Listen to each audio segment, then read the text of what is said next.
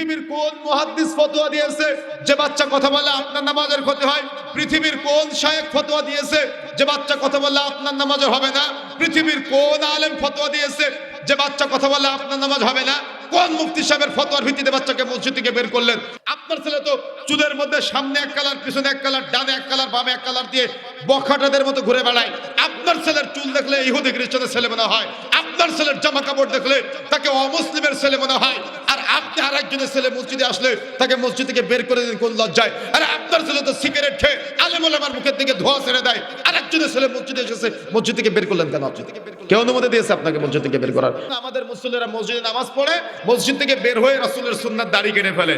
মসজিদে নামাজ পড়ে, মসজিদ থেকে বের হয়ে চায়ের দোকানে বসে সিনেমা দেখা শুরু করে। মসজিদে নামাজ পড়ে, মসজিদ থেকে বের হয়েই সিগারেট টানতে টানতে চলে যায়। মসজিদে সালাত আদায় করে, মসজিদ থেকে বের হয়ে কাপড় টাকুদের নিচে নেমে যায়। মসজিদে নামাজ পড়ে, মসজিদ থেকে বের হয়ে সুদের লেনদেন, ঘুষের লেনদেন, পাপাচারে জড়ায়। আপনার এলাকার শত শত মানুষ, হাজার হাজার মানুষের মধ্য থেকে আল্লাহর ভালোবাসা না থাকলে আপনি এই তাফসীরুল কোরআনের মাহফিলে উপস্থিত হতে পারতেন না। এজন্য নিঃসন্দেহে আল্লাহ আমাদের ভালোবাসে, আর আমাদেরকেও আল্লাহর ভালোবাসাকে মূল্যায়ন করতে হবে। আমার কথা কি বোঝা যাচ্ছে? আল্লাহ যে আপনাকে ভালোবাসে সেটা কি আপনি ফিল করতে পেরেছেন এখন? এই গরমের মধ্যে অনেকেই দুপুরে হয়তো খাওয়া দাওয়া করেছেন, অনেকেই এখনো খাওয়া দাওয়া করেন নাই, ক্ষুধার্ত অবস্থায় অনেকে আছেন।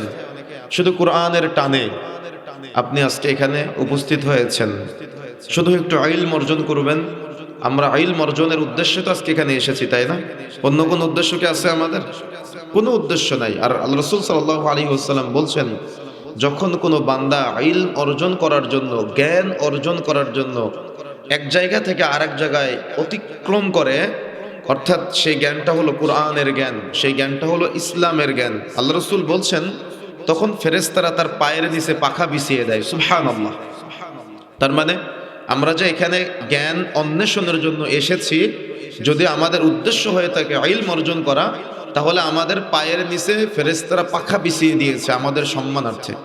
এমনকি যখন আপনি এই ইলম অর্জন করে আবার ফিরে যাবেন, আপনার যদি উদ্দেশ্য হয় আমলের নিয়তে ইলমটা অর্জন করেছেন, এখানে আসার আগ মুহূর্ত থেকে যাওয়ার পূর্ব মুহূর্ত পর্যন্ত আপনার জন্য সমুদ্রের নিচের মাছ পর্যন্ত দোয়া করবে। সুবহানাল্লাহ। আপনার জন্য ফেরেশতারা কল্যাণ কামনা করবে, আপনার সাগীরা গুনাহগুলো ঝরে ঝরে পড়ে যাবে, আপনার আমল নামায় নেকি বৃদ্ধি প্রাপ্ত হতে থাকবে। সুবহানাল্লাহ। এজন্য আল্লাহ সুবহানাহু ওয়া তাআলা যাকে ভালোবাসে তার দ্বীনের জ্ঞান দান করেন। আল্লাহ যাকে ভালোবাসে তার দ্বীনের জ্ঞান দান করেন, তাকে দ্বীনের মজলিসে কবুল করেন। সুবহানাল্লাহ।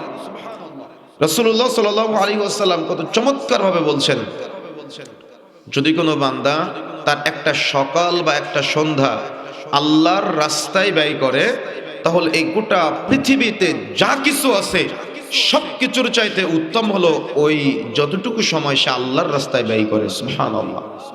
এখন বলেন তো, এখানে কি আল্লাহর রাস্তায়, অর্থাৎ আল্লাহর সন্তুষ্টির জন্যই তো আমরা এখানে এসেছি, তাই না?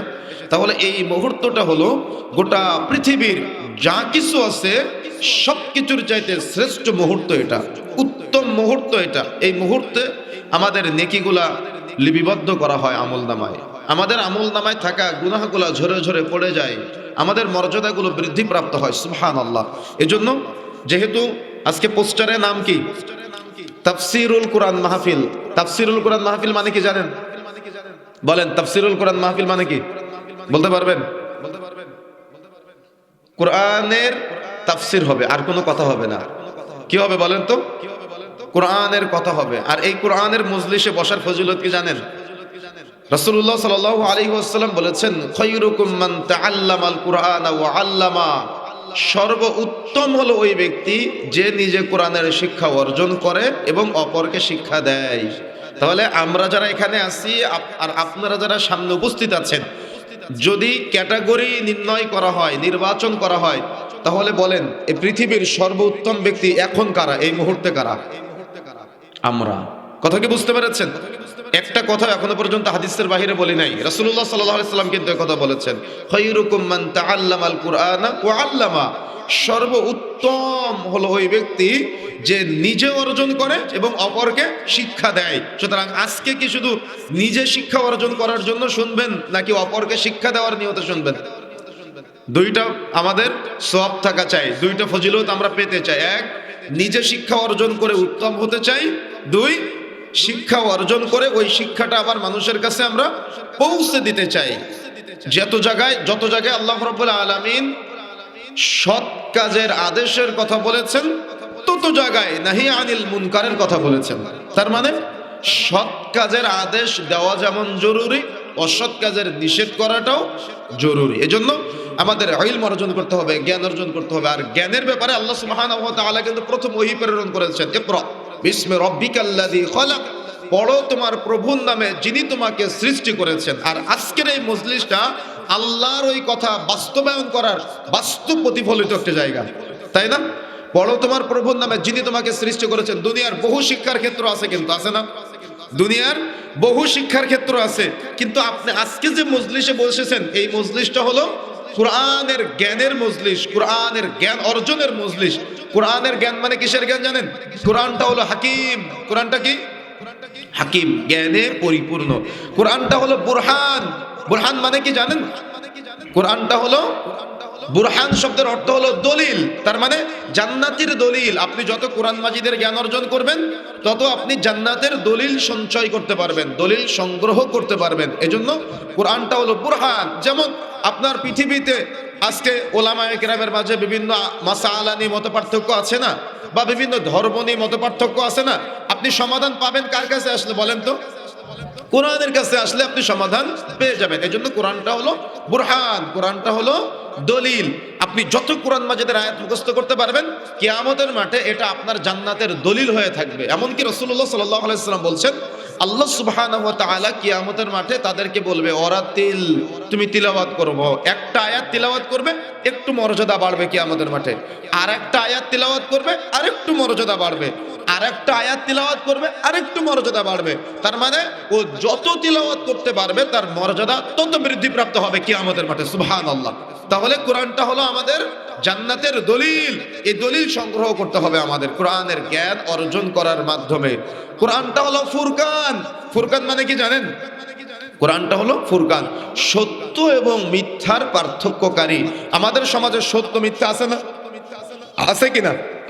সার্বিক জীবনে, আপনার পারিবারিক জীবন, সামাজিক জীবন, ধর্মীয় জীবন, রাজনৈতিক জীবন, অর্থনৈতিক জীবন, প্রত্যেকটা সেক্টর যদি আপনি ঢেলে সাজাতে চান তাহলে আমাদের মাঝে সত্য এবং মিথ্যা আমাদের মাঝে দীপ্তিমান। তো যদি আপনি সত্য এবং মিথ্যাকে পার্থক্য করতে চান তাহলে আপনাকে কোরআনের কাছে আসতে হবে। কেন? কোরআনটা হলো ফুরকান। কোরআনটা কি? ফুরকান। কোরআনের আরেকটা নাম হলো নূর, মানে আলো। যেমন যখন ফজরের আজান হয়, ফজরের আজানের পরে আমরা কি করি? ফজরের সালাত আদায় করি, অল ফজর বলা হয়েছে। তারপরে আল্লাহ সুবহানাহু ওয়া তাআলা আমাদেরকে বিভিন্ন জায়গায় জানিয়েছেন যে যখন এই ঘুটঘুটে অন্ধকারের রজনীটা সূর্য ওঠার মাধ্যমে আলোয় আলোকিত হয়, ওই সময়কে বলা হয় ফালাক। কি বলা হয় বলেন তো? ফালাক। তো এই যে গোটা পৃথিবী অন্ধকারাচ্ছন্ন থাকা অবস্থায় যখন সূর্য মামা উকি দেয় তখন গোটা পৃথিবী আলোয় আলোকিত হয়ে যায় না? তার মানে অন্ধকার কি তখন থাকে? আলোকিত হয়ে যায়। তো পৃথিবী যখন পাপাচার, গুনাহ, অন্যায়, অশ্লীলতা, বেহায়াপনার মাধ্যমে অন্ধকারাচ্ছন্ন হয়ে যাবে তখন পৃথিবীর মানুষদের উচিত কোরআনের কাছ থেকে আলো সংগ্রহ করা। কি সংগ্রহ করা?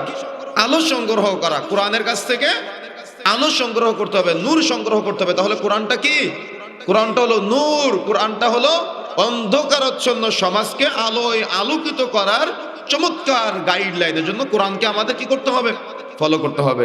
কোরআনের যতগুলো মুজিজা আছে তার মধ্যে অন্যতম মুজিজা হলো যাদের কথা বলতে অসুবিধা হয়, কথা বলতে পারে না। তোতলা বুঝেন তো?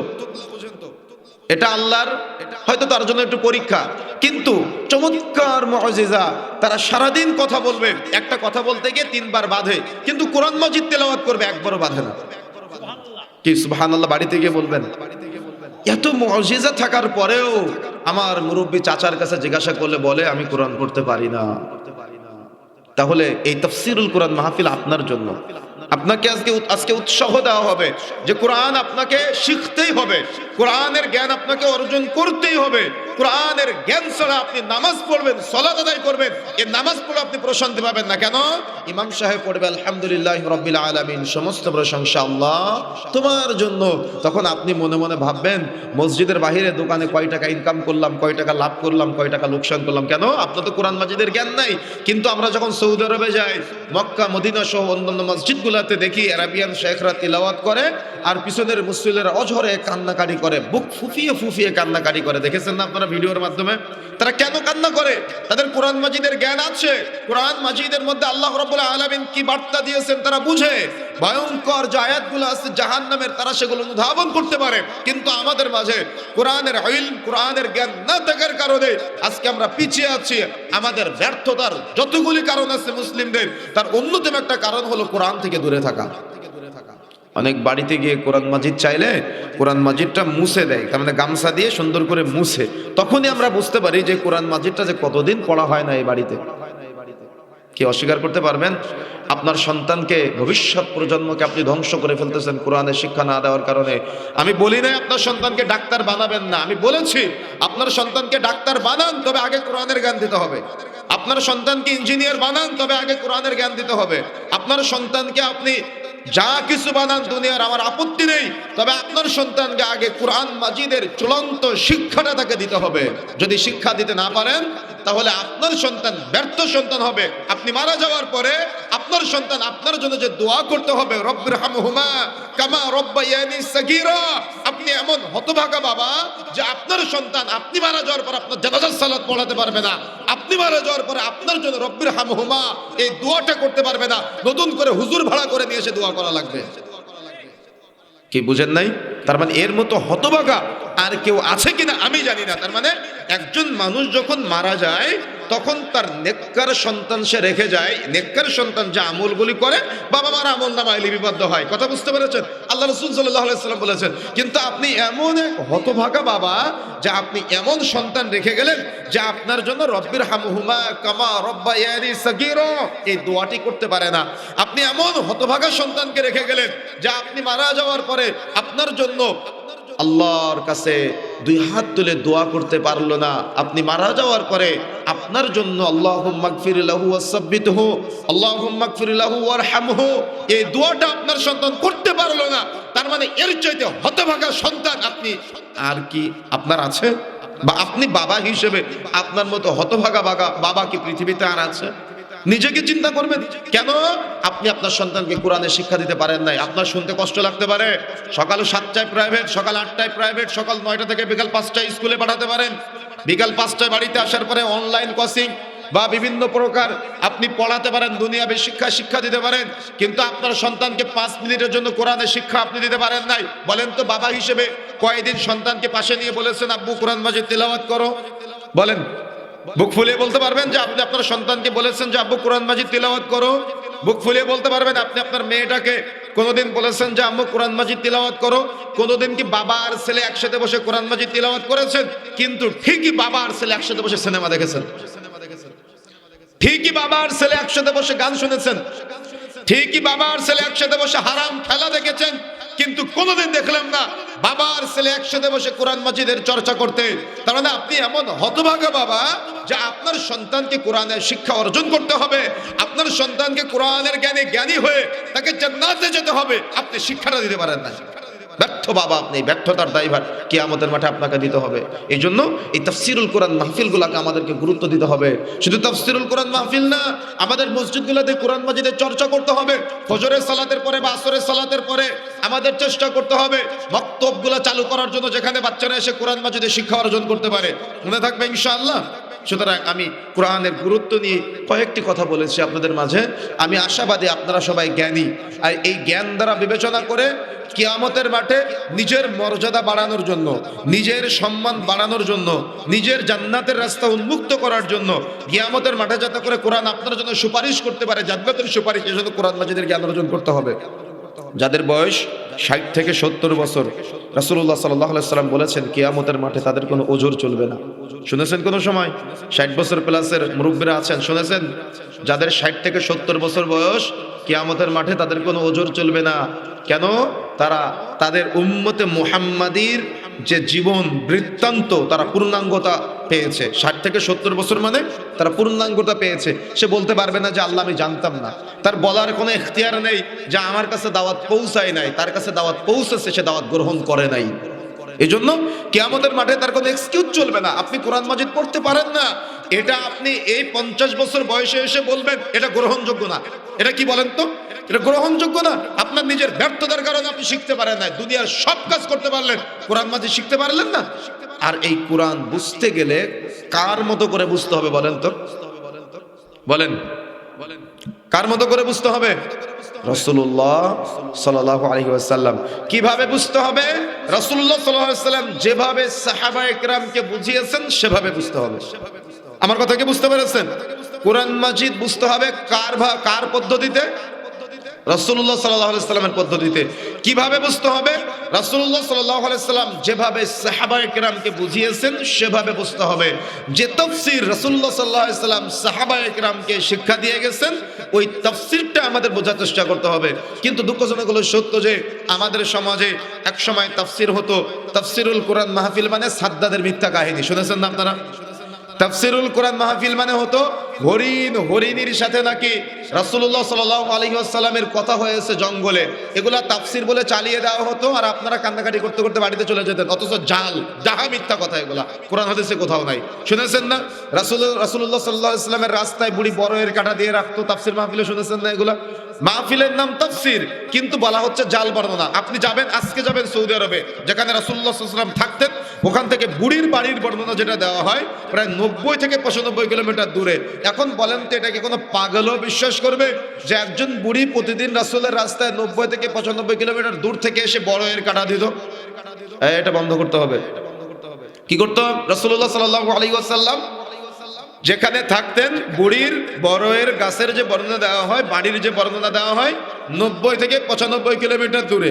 তাহলে এটাকে কোনো পাগলও বিশ্বাস করে যে এত দূর থেকে কোন বুড়ি রাসূলের রাস্তায় বড়ের কাঁটা দিত? না কোরআন মাজিদে কোথাও পাওয়া যায়, না হাদিসের কোনো আলোচনায় পাওয়া যায়, না ঐতিহাসিকদের কোনো বর্ণনায় পাওয়া যায়। কিভাবে আমাদের সমাজে তাফসীর মাহফিলের মধ্যে এগুলো চলে আসলো? কথা বুঝেন নাই? অথচ এগুলার বর্ণনা, এগুলার ভিত্তি কোরআন হাদিসে কোথাও নাই, কিন্তু তাফসীর বলে সমাজে চালানো হয়। এই অথচ কোরআনের তাফসীরের একটা শান আছে, একটা মর্যাদা আছে। সেটা কি জানেন? কোরআনের তাফসীরের একটা শান, একটা মর্যাদা হলো কোরআন যেভাবে আল্লাহ বলেছেন সেভাবে বোঝা, আর কোরআন যেভাবে রাসূল বুঝিয়েছেন সেভাবে বোঝা। এর বাহিরে অন্য কোনো ব্যক্তিগত কথা কোরআনে তাফসীরের আলোচনায় চলে না। যদি অন্য কোনো ব্যক্তিগত কোনো কথা বলা হয় তাহলে আল্লাহর কথার মাঝখানে সুই ঢুকানো। কথা কি বুঝতে পেরেছেন? এখন আল্লাহর কথা আর নবীর কথার মাঝে আমি কি আমার ব্যক্তিগত কোনো কথা বলতে পারি? কোনো কথা বলতে পারি? আমি যদি বলি আপনি কি সেটা মেনে নেবেন? তাহলে আপনাকে এই নীতিতে অটুট থাকতে হবে যে আমি যখন কোরআন হাদিসের কোনো কথা শুনবো তখন আমি দলিল যাচাই বাছাই করব। যেমন যখন আপনি একটা জমি কিনেন, এই জমিটা কেনার সময় 1 কাঠা জমি কেনার জন্য দাগ নম্বর, খতিয়ান নম্বর, পরচা নম্বর কোথায় কি আছে সব খুঁজেন কিনা? যদি আপনি না বুঝেন তাহলে যে আমিন ভালো বুঝে তার কাছে যান, যে আমিন খারাপ বুঝে তার কাছে কি যান? যে ভালো বুঝে আপনি তার কাছে যাওয়ার চেষ্টা করেন। তো আপনি কি জানেন যাকে সব থেকে ছোট জান্নাত দেওয়া হবে তার জান্নাত হবে গোটা পৃথিবীর মতো। 10টা পৃথিবী একসাথে করলে যত বড় হয় তার জান্নাত হবে এত বড়। সুবহানাল্লাহ! আপনি এত বড় জান্নাত নেবেন, এখন আপনার কাছে কেউ এসে উল্টাপাল্টা কথা বলে গেল, আপনি তাকে বলতে পারবেন না হুজুর আপনি যে কথা বললেন এটা কোরআন মাজিদে আছে না হাদিসে আছে নাকি আপনি বানিয়ে বললেন? বলতে পারবেন না। তাহলে এটা বলা শিখতে হবে আমাদের যে আপনি যে কথাটা বললেন এটা কোরআন মাজিদের আলোচনা নাকি এটা হাদিসের আলোচনা নাকি আপনি বানিয়ে বললেন, এটা আমাদের বলা শিখতে হবে। যদি আমরা না বলতে পারি তাহলে কিয়ামতের মাঠে কিন্তু আমাদের জিজ্ঞাসিত হতে হবে কেন? আল্লাহ জ্ঞান দিয়েছে। আল্লাহ কি দিয়েছে? জ্ঞান দিয়েছে, আল্লাহ বিবেক দিয়েছে, আল্লাহ বুদ্ধি দিয়েছে। এই জন্য কোরআনের তাফসীর হবে কোরআন বিল কোরআন, কোরআন দিয়ে কোরআনের আলোচনা, অথবা হাদিস দিয়ে কোরআনের আলোচনা। রাসূলুল্লাহ সাল্লাল্লাহু আলাইহি ওয়াসাল্লাম যেভাবে বুঝিয়েছেন আমাদেরকে সেভাবে বুঝতে হবে। কেন? কোরআন মাজিদের জ্ঞান যদি আপনি অর্জন করেন তাহলে আপনি নামাজ পড়বেন, নামাজে প্রশান্তি পাবেন। তা না হলে ইমাম সাহেব তিলাওয়াত করবে আর আপনার মনোযোগ মসজিদের বাইরে চলে যাবে। যেমন যখন ইমাম সাহেব পড়ে আলহামদুলিল্লাহি রাব্বিল আলামিন, সমস্ত প্রশংসা আল্লাহ তোমার জন্য, তখন আপনার রব জবাব দিয়ে বলে হামিদানি আব্দি, আমার বান্দা আমার প্রশংসা করলো, সুবহানাল্লাহ। কিন্তু আপনি কি কোনোদিন ফিল করেছেন যে আপনার রব আপনার কথার জবাব দিয়েছে? ফিল করেন নাই কেন? আপনি বুঝবেন কিভাবে? আপনি তো তিলাওয়াতের কিছুই বুঝেন না, কোরআন মাজিদ পড়তে জানেন না। আমার কথায় কি কষ্ট পেলেন? আমি কি পরীক্ষা নিয়ে প্রমাণ করে দিব? কষ্ট পেলেন আমার কথায়? অধিকাংশ মুসলমান কোরআন মাজিদ এখনো পড়তেই জানে না। পড়লেও দুই একজন পড়তে পারলেও অধিকাংশ মুসলমান তারা কোরআন মাজিদ পড়া সত্ত্বেও সালাতের মধ্যে কি তিলাওয়াত করে সে বোঝার চেষ্টা করে না। যেমন আমার দুই পাশে দুইটা দল করে ফেললাম, বাসের এই সাইডে যারা আছেন আর এই পাশে যারা আছেন। আমার বক্তব্য বোঝানোর স্বার্থে একটু আমার ডান পাশে যারা আছেন, আপনাদের বাম পাশে যারা আছেন, একটা প্রশ্নের উত্তর দেবেন। আমার সালাতে নামাজ পড়ার সময় রুকুতে গিয়ে কি পড়েন আপনারা? সুবহান রাব্বিয়াল আযীম। রুকুতে গিয়ে সুবহান রাব্বিয়াল আযীম পাঠ করেন। হাত উঠাবেন, আমি একজনকে জিজ্ঞাসা করব, এই সুবহান রাব্বিয়াল আযীম শব্দের অর্থটা কয়জন বলতে পারবেন? বাম পাশে আসেন। সাজদায় কি পড়েন? সুবহান রাব্বিয়াল, সুবহান রাব্বিয়াল। আচ্ছা, এই সুবহান রাব্বিল আলা শব্দের অর্থটা কয়জন বলতে পারবেন? একটু হাত উঠায় বলবেন। কেন? আলেম জান্নাতে যাবে, আপনি জান্নাতে যাবেন না? আমার কথা ভালো করে বুঝবেন, ব্রেন দিয়ে বুঝবেন। দোয়া করার ক্ষেত্রে আপনি যে আল্লাহর কাছে চাচ্ছেন, আমি যে বললাম না আরাবিয়ান শেখরা তিলাওয়াত করে পিছনের মুসল্লিদের চোখ দিয়ে পানি আসে, আর আমাদের দুনিয়াবি চিন্তা আসে। কেন? আমরা নামাজের মধ্যে কি পড়ি কিছুই বুঝি না, অথচ সালাতের নামাজের পুরাটাই দোয়া করার জায়গা। তিলাওয়াত পুরাটাই দোয়া, চাওয়া, ইচ্ছা, আশা, আকাঙ্ক্ষা ব্যক্ত করা সালাতের মধ্যে জায়গা। কিন্তু আপনি এখনো পর্যন্ত কোরআন মাজিদ তিলাওয়াতই করতে পারেন না, কি দোয়া করতেছেন আল্লাহর কাছে সেটাই বুঝেন না, তাহলে আপনি নামাজ পড়ে প্রশান্তি পাবেন? এই জন্যই তো আল্লাহ রাব্বুল আলামিন যে বলেছেন, ইন্নাস সালাতা তানহা আনিল ফাহশাই ওয়াল মুনকার, নিশ্চয়ই নামাজ যাবতীয় অন্যায়, অশ্লীলতা, পাপাচার থেকে বিরত রাখে। কিন্তু আমাদের নামাজ অন্যায়, অশ্লীলতা, পাপাচার থেকে বিরত রাখে না। কেন রাখে না? আমরা নামাজ পড়ি কিন্তু কিচ্ছু বুঝি না, সালাত আদায় করি কিন্তু প্রশান্তি পাই না। এজন্য আমাদের মুসল্লিরা মসজিদে নামাজ পড়ে, মসজিদ থেকে বের হয়ে রাসূলের সুন্নাত দাড়ি কেটে ফেলে। মসজিদে নামাজ পড়ে, মসজিদ থেকে বের হয়ে চায়ের দোকানে বসে সিনেমা দেখা শুরু করে। মসজিদে নামাজ পড়ে, মসজিদ থেকে বের হয়েই সিগারেট টানতে টানতে চলে যায়। মসজিদে সালাত আদায় করে, মসজিদ থেকে বের হয়ে কাপড় টাকুনের নিচে নেমে যায়। মসজিদে নামাজ পড়ে, মসজিদ থেকে বের হয়ে সুদের লেনদেন, ঘুষের লেনদেন, পাপাচারে জড়ায়। আমাদের মা বোনেরা নামাজ পড়ে বের হয়েই তারা দেখা যায় বেপরদায় রাস্তাঘাটে চলাচল করে। তাহলে আপনার নামাজ কেন অন্যায়, অশ্লীলতা, পাপাচার থেকে বিরত রাখে না? আপনাকে জ্ঞান অর্জন করতে হবে না? আপনাকে বুঝতে হবে না? কতদিন আর না বুঝে থাকবেন আপনি? জ্ঞান অর্জন করতে হবে। হুজুরের জন্য শুধু জান্নাত না, জান্নাত আমার জন্য। যদি আপনার চিন্তা থাকে হুজুরের জন্য, হুজুর সব জানবে, তাহলে এটা আপনার ভুল চিন্তা। জান্নাত প্রত্যেকের নিজ নিজ ব্যক্তির জন্য আমলের মাধ্যমে, আল্লাহর সন্তুষ্টির মাধ্যমে অর্জন করে নিতে হবে।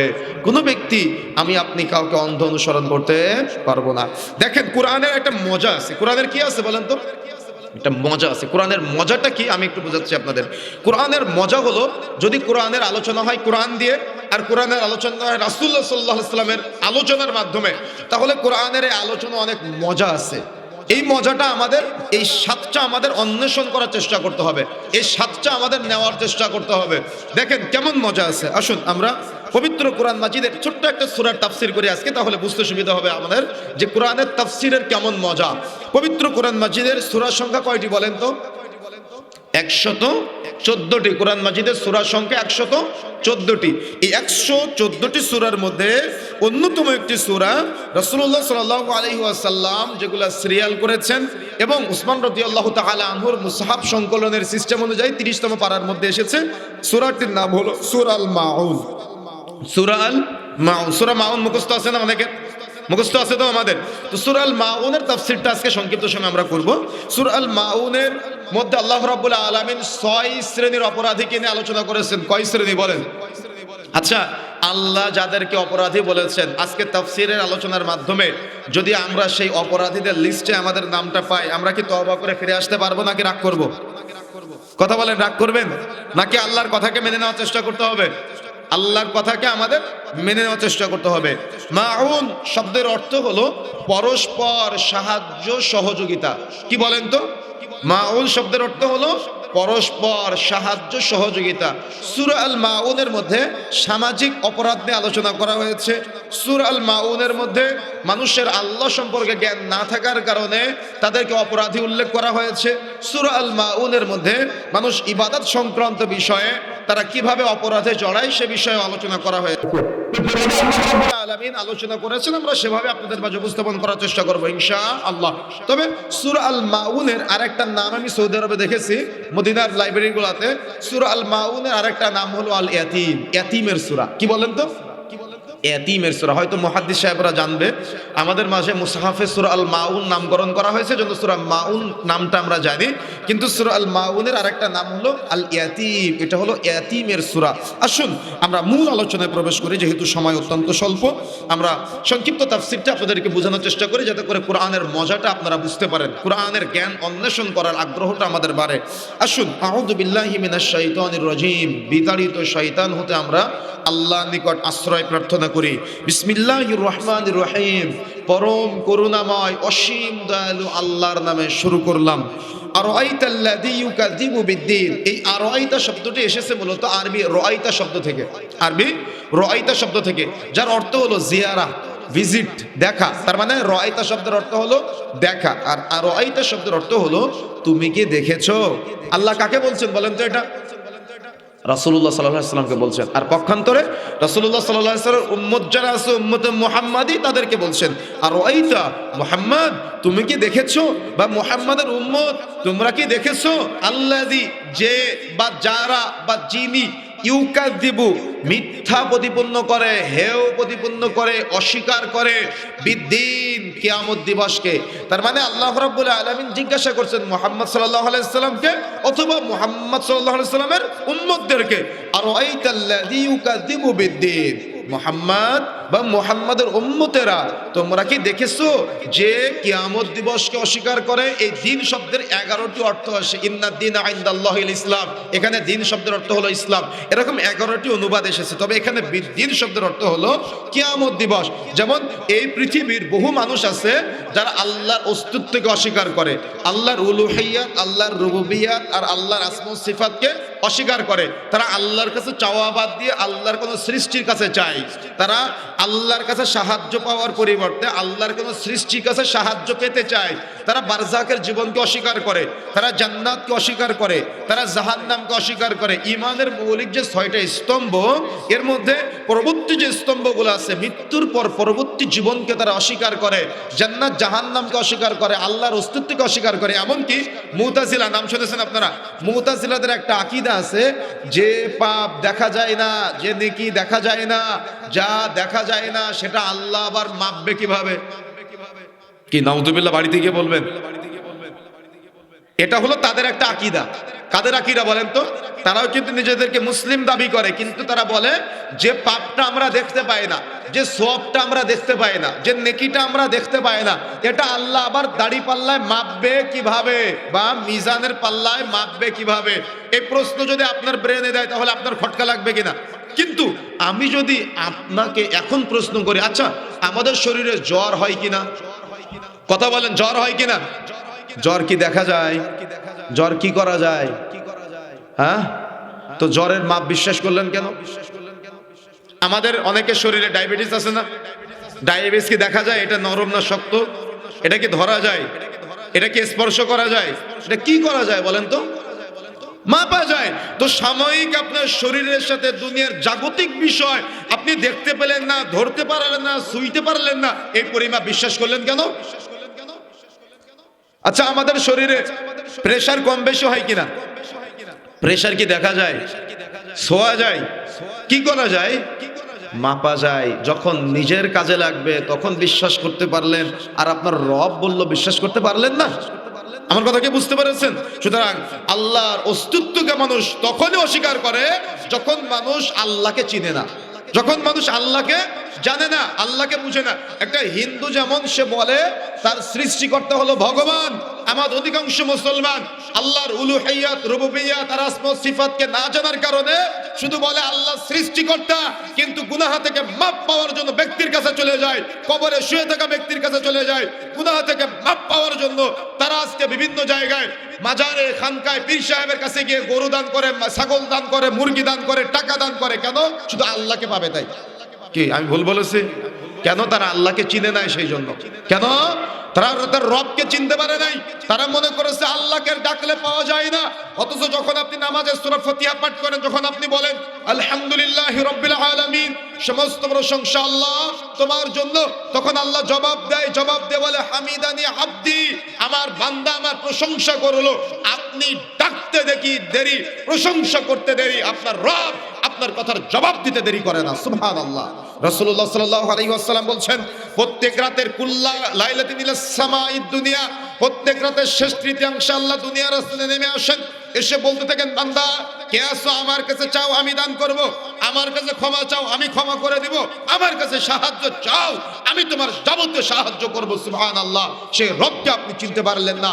রাসূলুল্লাহ সাল্লাল্লাহু আলাইহি ওয়াসাল্লাম বলছেন, যখন কোনো বান্দা সকালে পাপ করে রাতে ক্ষমা চায়, রাতে পাপ করে সকালে ক্ষমা চায়, আল্লাহ তার পাপগুলোকে ক্ষমা করে দেয়। যদি কোনো বান্দা পাপ করার পরে, গুনাহ করার পরে অনুতপ্ত হয়ে আল্লাহর কাছে তওবা করে, আল্লাহ তার পাপগুলোকে ক্ষমা করে দিবে তো দিবে, তার সমস্ত পাপগুলোকে নেকিতে পরিবর্তন করে দিবে। সুবহানাল্লাহ। সেই রবকে আপনি চিনতে পারলেন না?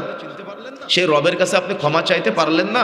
সেই রবের কাছে ক্ষমা চাওয়ার অন্যতম জায়গা হলো সাজদা। যে সাজদায় গিয়ে সুবহানাল্লাহ আলা পড়েন, কিন্তু অনুবাদ আপনি জানেন না। কি আমার কথা বুঝেন নাই? কষ্ট পেলেন? তার মানে রবের কাছে চাওয়ার কত চমৎকার মাধ্যম। রাসূলুল্লাহ সাল্লাল্লাহু আলাইহি ওয়াসাল্লাম বলছেন, যখন কোনো বান্দা একাকী দুই হাত তুলে আল্লাহর কাছে দোয়া করে, আল্লাহ এতটাই লজ্জাশীল, আল্লাহ এতটাই লজ্জাশীল, আল্লাহ এই হাতটাকে খালি হাতে ফেরত দিতে লজ্জা পায়। কি আল্লাহর কাছে চাইলে পাওয়া যায় না? সালাত আদায় যে আপনি করেন, নামাজের মধ্যে কি পড়েন? ইয়াকা না'বুদু ওয়া ইয়াকা নাস্তাঈন, আল্লাহ একমাত্র, কেবলমাত্র, শুধুমাত্র তোমারই ইবাদত করি। ওয়া এবং ইয়াকা শব্দের অর্থ হলো একমাত্র, কেবলমাত্র, শুধুমাত্র। ইয়াকা শব্দটা হলো আরবি গ্রামারের ভাষায় খাস। কি বলেন তো? খাস, নির্দিষ্ট করে দেওয়া হয়েছে। ওয়া ইয়াকা নাস্তাঈন, আল্লাহ একমাত্র তোমারই ইবাদত করি, পৃথিবীর কারোর ইবাদত করি না, এবং একমাত্র তোমার কাছেই সাহায্য চাই, পৃথিবীর কোন সৃষ্টির কাছে সাহায্য চাই না। এখন আপনি নামাজের মধ্যে এটা স্বীকৃতি দিয়ে গুনাহ থেকে মাপ পাওয়ার জন্য কোন ব্যক্তির কবরে গিয়ে দান করলে কি মাপ পাওয়া যাবে? কোন ব্যক্তির কবরে গিয়ে গরু দান করলে কি মাপ পাওয়া যাবে? কোন ব্যক্তির দরবারে সেখানে গিয়ে ছাগল দান করলে কি মাপ পাওয়া যাবে? মাপ চাইতে হবে কার কাছে? আল্লাহর কাছে। আপনি যার কাছে মাপ চাইলেন সে জান্নাতে যাবে না জাহান্নামে যাবে, তার কোনো গ্যারান্টি নাই। আপনি তার কাছে মাপ চাইলেন কেন? আমি এটা বোঝাতে চেয়েছি। সুতরাং অনেক মুসলমান আছে, আল্লাহ বলছেন যে তারা আল্লাহর অস্তিত্বকে অস্বীকার করে, উলুহিয়াত রুবুবিয়াত আসমা ও সিফাতের ক্ষেত্রে অস্বীকার করে, আল্লাহর ইবাদত করে না, ব্যক্তির ইবাদত করে, আল্লাহর কাছে সাহায্য চায় না, ব্যক্তির কাছে সাহায্য চায়। আল্লাহ সম্পর্কে তাদের কাছে কথা বলা হলে তারা ভাবে আল্লাহ বান্দার মধ্যে দূরত্ব, কিন্তু পৃথিবীর ওই ব্যক্তি সবচাইতে বড় সুখী যে তার রবের সাথে বন্ধুত্ব স্থাপন করতে পারে, আর ওই ব্যক্তি সবচাইতে বড় দুঃখী যে রবের সাথে বন্ধুত্ব স্থাপন না করে শয়তানের সাথে বন্ধুত্ব স্থাপন করে। তাহলে আমরা কার সাথে বন্ধুত্ব স্থাপন করব? আল্লাহর সাথে। হৃদয়ের ব্যথা, কষ্ট আপনি আল্লাহকে বলেন। এমনকি রাসূলুল্লাহ সাল্লাল্লাহু আলাইহি ওয়াসাল্লাম কেমন অফার দিয়েছেন জানেন? যখন আমরা হাত দিয়ে পাপ করি না, আমরা চোখ দিয়ে পাপ করি না, মুখ দিয়ে পাপ করি না, রাসূলুল্লাহ সাল্লাল্লাহু আলাইহি ওয়াসাল্লাম বলছেন, যখন কোনো বান্দা পাপ করার পরে, গুনাহ করার পরে ও যখন ওযু করে, এই ওযু করার সময় এই হাত দিয়ে কি কি পাপ করেছে ও যদি স্মরণ করে, আল্লাহ সুবহানাহু ওয়া তাআলা এই ওযুর পানির সাথে তার পাপগুলো ঝরে ঝরে পড়িয়ে দেয়। সুবহানাল্লাহ। রাসূলুল্লাহ সাল্লাল্লাহু আলাইহি ওয়াসাল্লাম বলছেন, যখন সে ব্যক্তি সুন্দর করে ওযু করে, যখন তার চোখে পানি দেয়, তার চোখ দ্বারা অর্জিত পাপ ওযুর পানির সাথে ঝরে ঝরে পড়ে যায়, তার মুখ দ্বারা অর্জিত পাপ ওযুর পানির সাথে ঝরে ঝরে পড়ে যায়। আপনার রব আপনাকে এত দয়া করলো, আপনার রব আপনাকে এত ভালোবাসা দিল, আপনার রব আপনাকে এত এত এত অফার দিল, সেই রবের নৈকট্যশীল বান্দাদের অন্তর্ভুক্ত আপনি হতে পারলেন না। সেই রব সম্পর্কে আপনার এত নগণ্য ধারণা যে আপনার রবকে পাওয়ার জন্য কোনো ব্যক্তিকে ধরা লাগে, এটার মাধ্যমে কিন্তু শিরক হয়ে যাচ্ছে আমাদের। কথা কি বুঝতে পেরেছেন? সুতরাং আমাদের রবকে চিনতে হবে, আল্লাহকে চিনতে হবে। আল্লাহর কাছে চাইলেই যে পাওয়া যায় এটা আমাদের সামনে উন্মুক্ত, এটা আমাদের মাঝে প্রশস্ত। এই তাফসীরটা আমাদের বোঝার চেষ্টা করতে হবে। যেমন সূরা নাসের মধ্যে কি বলেন? কুল আউযু বিরাব্বিন নাস, আল্লাহকে রব হিসেবে স্বীকৃতি দিলেন, আশ্রয় চাইলেন, কিন্তু রব হিসেবে স্বীকৃতি দিয়ে। মালিকিন নাস, মালিক হিসেবে স্বীকৃতি দিলেন। ইলাহিন নাস, ইলাহ হিসেবে স্বীকৃতি দিলেন। আবু জাহাল কিন্তু আল্লাহকে মানতো, কিন্তু কার মাধ্যমে মানতো বলেন তো? কার মাধ্যমে? কাবা শরীফের সাইডে যে মূর্তিগুলা ছিল, অনেকে বলে কাবা শরীফের ভিতরে মূর্তি ছিল, এটা ভুল ধারণা। কাবা শরীফের সাইডে যে মূর্তিগুলা ছিল, এই কাবা শরীফের সাইডের মূর্তিগুলার মাধ্যমে আবু জাহাল আল্লাহর কাছে চাইতো। ওই লাত, মানত, হুজ্জা তারা যারা আছে এরকম তাদের বহু ইলার পূজা করতো, এক এক ইলার কাছে এক এক রকম কোনো কিছু চাইতো আল্লাহকে পাওয়ার জন্য। তার মানে তারা আল্লাহকে পাওয়ার জন্য মূর্তির শরণাপন্ন হয়েছিল, আর আমরা আল্লাহকে পাওয়ার জন্য কবরের শরণাপন্ন হয়েছি। আমার কথা কি বুঝতে পেরেছেন? এটা হলো আমাদের ভুল ধারণা, এটা হলো আমাদের ভ্রান্ত ধারণা। এই জন্য আমাদের সঠিক আকীদা, সঠিক ধারণা হলো আল্লাহর কাছে আমাদের সলাতের মাধ্যমে চাওয়া যায়। যেমন যখন আপনি যদি আল্লাহকে ডাকতে চান, তো নামাজ এত চমৎকার একটা ইবাদত, যে ইবাদতের মাধ্যমে আল্লাহকে ডাকা যায়, আল্লাহর কাছে চাইলে পাওয়া যায়। তো আপনি আল্লাহর কাছে চাইতে পারলেন না কেন? সলাতের মধ্যে আপনি কি পড়েন কিছুই বুঝেন না, যার কারণে আপনি সলাতের মাধ্যমে আল্লাহর কাছে চাইতে পারলেন না। সুতরাং আপনি একজন মুসলিম হিসেবে এটা স্বীকৃতি আপনাকে দিতে হবে যে আপনার রব একক আল্লাহ। পৃথিবীর মানুষ সূর্যের পূজা করে, চন্দ্রের পূজা করে, মাজারের পূজা করে, গাছের পূজা করে, পাহাড়ের পূজা করে, করে কি করে না? বহিলার পূজা করে। কিন্তু মুসলিমরা এক আল্লাহর ইবাদত করবে, লা ইলাহা ইল্লাল্লাহ। আরবিয়ান শেখরা অনুবাদ করেন, অনুবাদ হলো বিহাক্কিন লা মা'বুদা ইল্লাল্লাহ। আল্লাহ ছাড়া হক, আল্লাহ ছাড়া প্রকৃত, আল্লাহ ছাড়া সত্য কোনো মাবুদ নেই। সুবহানাল্লাহ। তার মানে আপনার মাবুদকে আল্লাহ, আপনার রবকে একক আল্লাহ। অর্থাৎ পৃথিবীর যত সৃষ্টির ইবাদত মানুষ করুক না কেন, তাদের এই ইবাদত করাটা শিরক হয়ে যাবে যতক্ষণ পর্যন্ত না ওই ব্যক্তি একক আল্লাহর ইবাদত করতে না পারবে। সুতরাং আল্লাহর উলুহিয়ত, আল্লাহর রুবুবিয়ত, আল্লাহর আসমা সিফাত, আল্লাহ সুবহানাহু ওয়া তাআলা আমাদের যে বলেছেন বারজাখের জীবন, এই সব কিছুর উপর আমাদের বিশ্বাস স্থাপন করতে হবে এবং চাইতে হবে একক আল্লাহর কাছে। কোনো সৃষ্টির মাধ্যমে আল্লাহকে পাওয়া যায় এই চিন্তা করা চলবে না। চাইতে হবে কার কাছে বলেন তো? আল্লাহর কাছে। কার পদ্ধতিতে? রাসূলুল্লাহ সাল্লাল্লাহু আলাইহি সাল্লামের পদ্ধতিতে। সুতরাং আমরা চেষ্টা করব, পারবো ইনশাআল্লাহ, চেষ্টা করতে হবে। আমাদের সাতক্ষীরাতে একটা মাজার আছে, আমি একবার গিয়েছিলাম 2-3 জন বন্ধু মিলে, ভিডিও আছে অনলাইনে দেখে নেবেন। তো ওখানে গিয়ে আমি দেখি যে মহিলারা বোতলে পানি নিচ্ছে। আমাদের মা বোনদের হৃদয়টা অনেক নরম হয়, আমাদের মা বোনদের হৃদয়টা অনেক নরম হয়। তো নরম হওয়ার কারণে আমাদের মা বোনরা যদি শুনে যে অমুক কবিরাজের কাছে গেলে এটা পাওয়া যায়, অমুক পুকুরের পানি খেলে রোগ থেকে ভালো হয়, তো ওই পুকুরের পানি শেষ হয়ে যায়, নিচের কাদা যেটা আছে কাদাও শেষ হয়ে যায়, তাই কিনা? কথা বলেন ঠিক কিনা? কি শেষ হয়ে যায় না? তো যেদিন দাজ্জাল আসবে, দাজ্জালের এক হাতে থাকবে জান্নাত আর এক হাতে থাকবে জাহান্নাম। দাজ্জাল আপনার পিছনের 50 বছর পূর্বে মারা যাওয়া দাদিকে কবর থেকে উঠায় দাদের রূহ দিয়ে বলবে, এই দেখো তোমার দাদিকে আমি বাঁচালাম। তখন দাজ্জালকে বলেন, সামান্য এই কবিরাজের কথায় যদি পুকুরের নিচের পানি পর্যন্ত শেষ করে দিতে পারে, কাদা পর্যন্ত শেষ করে দিতে পারে, তো হতভাগা মুসলমান যদি জ্ঞান অর্জন না করে, যদি আল্লাহকে না চিনে, তো দাজ্জাল যখন তার 50 বছর পূর্বে মারা যাওয়া দাদিকে কবর থেকে উঠিয়ে রূহ দিবে, ও দাজ্জালকে রব হিসেবে মানবে না? কি মনে হয় আপনার কাছে? মানবে না? নিঃসন্দেহে মানবে। এই জন্য আমার কৌতূহলবশত আমি ওই খাদেমকে জিজ্ঞাসা করলাম যে এখানে এই যে মহিলারা বোতলে পানি নিচ্ছে, এই পানি নেওয়ার কাহিনীটা কি? পানি নেওয়ার কাহিনীটা কি? তো খাদেম সাহেব বলতেছে যে হুজুর, এই এখান থেকে যে যে নিয়তে পানি খাই তার সেই নিয়ত পূরণ করা হয়। আমি বললাম যেমন? তো বলতেছে যদি কেউ অসুস্থ হয় তাহলে এই পানি খেলে সুস্থ হয়ে যায়, যদি কেউ কোনো বিপদগ্রস্ত হয় তাহলে এই পানি খেলে বিপদ থেকে উদ্ধার হয়, বা পীর সাহেবের কাছ থেকে দোয়া নিলে তার সমস্ত রোগ থেকে সে মুক্ত হতে পারে।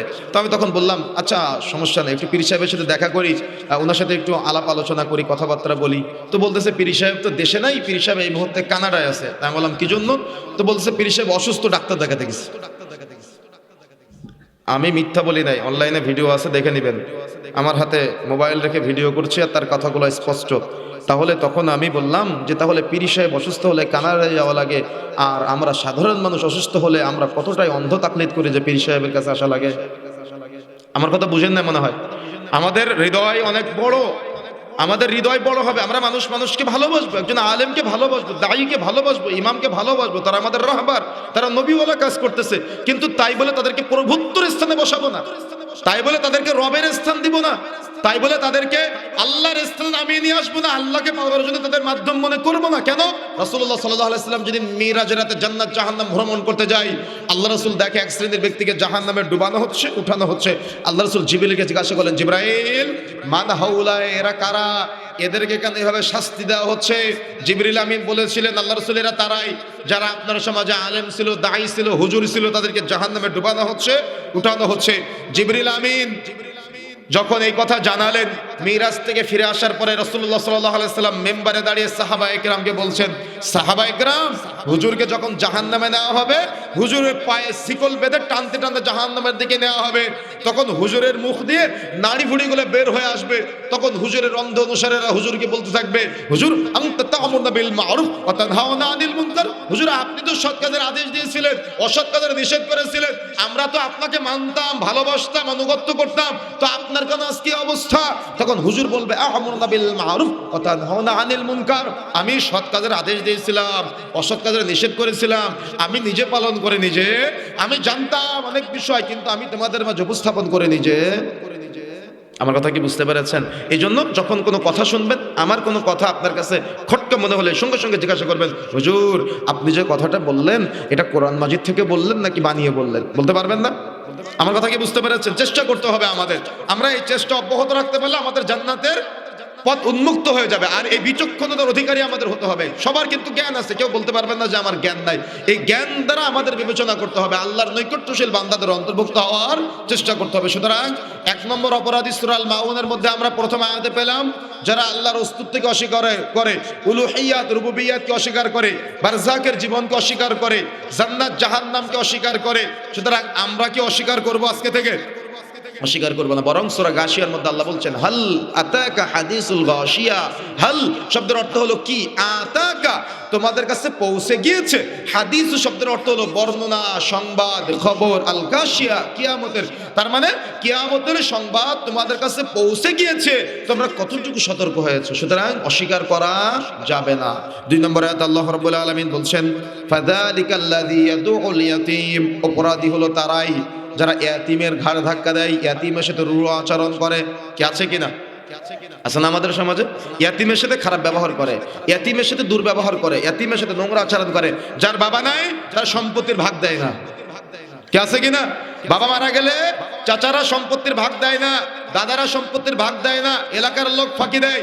বা দেখা যাচ্ছে ওই সৎ ভাই আর আপন ভাইয়ের ব্যাখ্যা সঠিকভাবে জানা না থাকার কারণে সম্পদ ভাগাভাগির ক্ষেত্রে, ইসলামী শরীয়তের মিরাজ বন্টনের ক্ষেত্রে সমাজের মানুষ উল্টাপাল্টা করে ফেলে। কি আছে কিনা? কথা বলতে হবে, আছে না এমনটা? আচ্ছা, আপনাদের সমাজে একটা প্রশ্ন করি, সৎ ভাই কাকে বলা হয়? হ্যাঁ, একজন পুরুষ মানুষ 2টা বিবাহ করলে 2 স্ত্রীর 4 সন্তান হলে তাদের কি বলা হয়? সৎ ভাই বলা হয়। কিন্তু ইসলাম কি সৎ ভাই বলেছে? কি মনে হয় আপনাদের কাছে? ইসলাম কি সৎ ভাই বলেছে? ইসলাম তাদের সৎ ভাই বলে নাই। ইসলাম তাদেরকে বলেছে আপন ভাই। কেমনে? একজন পুরুষ মানুষ বাবা হিসেবে একজন, ভালো করে বুঝবেন, বাবা হিসেবে কয়জন? একজন। মা অর্থাৎ ওই পুরুষ মানুষ 4টা বিয়ে করতে পারে, ইসলাম অনুমতি দিয়েছে কিনা? এই 4টা বিয়ে করলে 4 জন স্ত্রী যদি 2টা করে 8টা সন্তান থাকে, তাহলে বাবা একজন, মা 4 জন, সবাই আপন ভাই।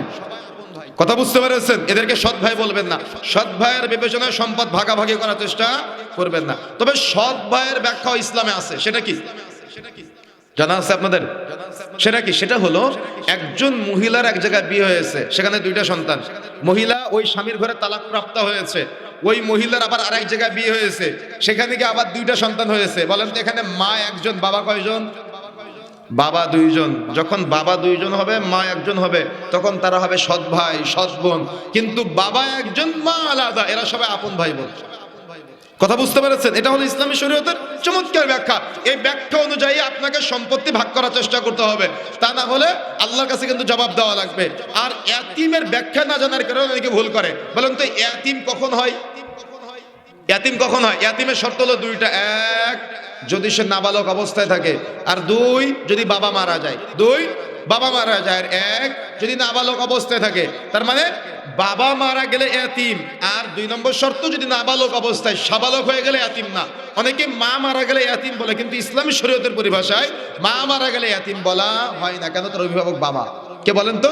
বাবা। সুতরাং শর্ত 2টা ইয়াতিমের, 1 নাবালক, 2 যদি বাবা মারা যায়। সুতরাং এই 2 শর্তের ভিত্তিতে ইয়াতিম লালন পালন করতে হবে।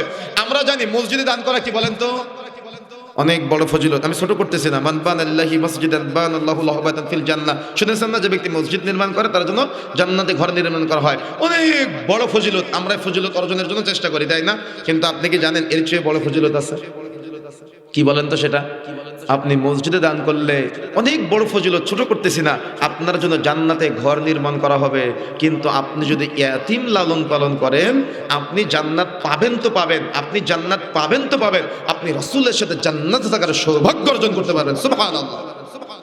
কি আপনার পাশে ইয়াতিমখানা আছে কিনা আমি জানি না। এই মাদ্রাসায় কি ইয়াতিম বাচ্চারা পড়াশোনা করে? ইয়াতিম বাচ্চারা পড়াশোনা করে, হয়তো মহিলা মাদ্রাসা। এই ইয়াতিম বাচ্চার আপনি একটা বোরখা কিনে দিলেন, একটা জামা কিনে দিলেন, একটা 1 মাসের 1000 টাকার খোরাক পূরণ করলেন। তারা বলে নাই, আমি নিজে থেকে বলতেছি। আপনি অর্থাৎ ইয়াতিম বাচ্চার একটা দায়িত্ব নিলেন। আপনার উদ্দেশ্য হবে পৃথিবীর কেউ জানে না আপনি একটা ইয়াতিম বাচ্চার মাসে মাত্র 100 টাকা দিয়ে আপনার সামর্থ্য অনুযায়ী সহযোগিতা করবেন।